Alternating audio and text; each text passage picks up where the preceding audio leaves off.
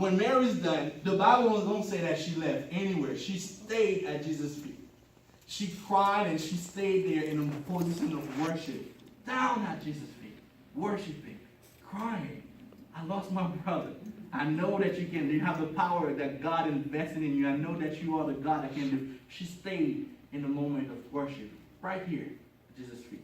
It's right here. You can follow up with me. I'm still paraphrasing. Jesus' emotion, troubled and felt and cried. I think it's a shorter verse in the Bible, right? Verse 35, Jesus wept. Now, let's go. Application. What do we see? What can we do from that?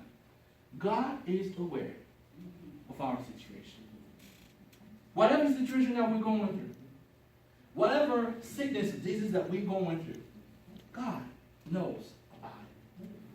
Now, what kind of attitude that we are going to bring toward Him in order for Him to go and meet with us? That's a good thing. The next thing I want you to see, identify urgency and what is important. Identify urgent from important. What is urgent?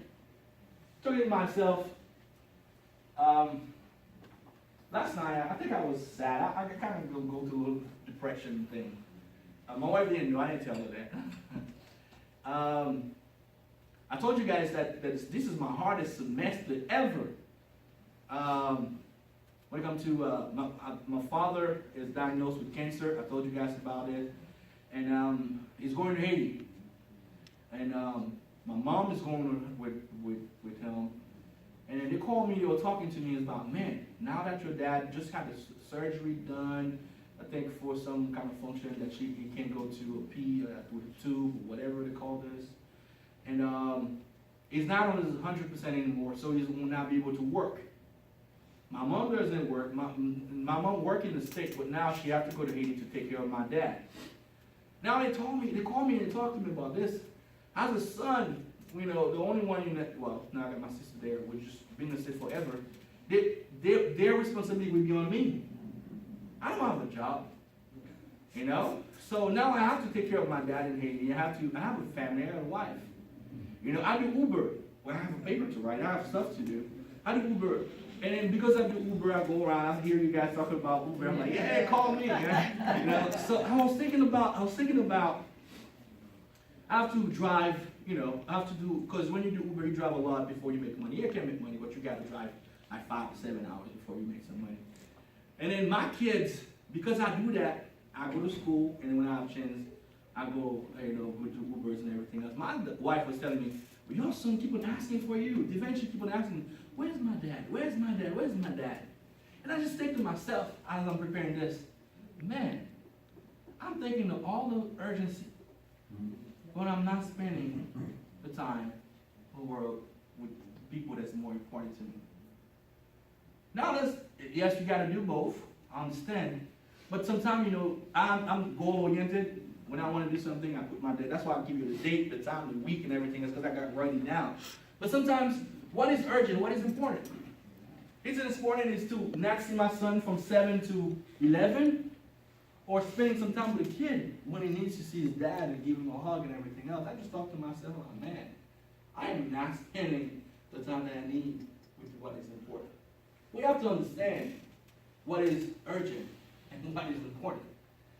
Your urgency is not going to rush God or Jesus to do something for you.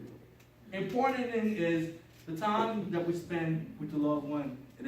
So we need to identify what is urgent and what is important.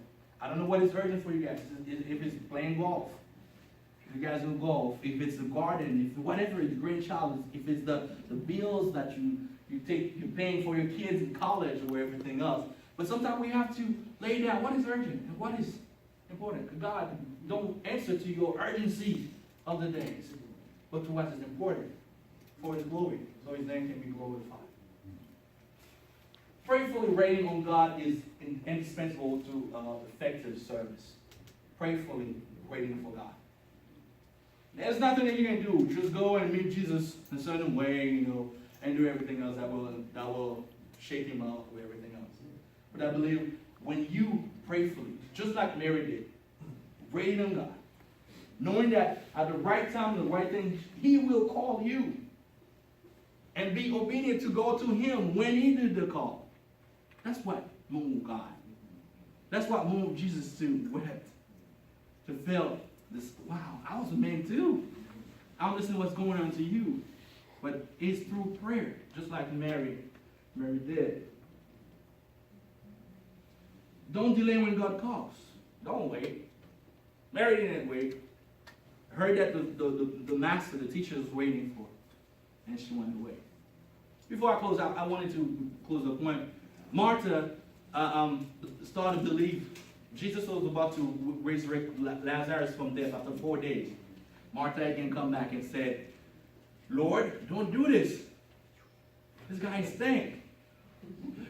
Now, here's a person that just have a learning moment when Jesus declared that Jesus Christ is the King and everything else, and believe and quoting Isaiah and Daniel that you're the Messiah and everything else. But here is a man asking, open the tomb for me, about to do something glorious.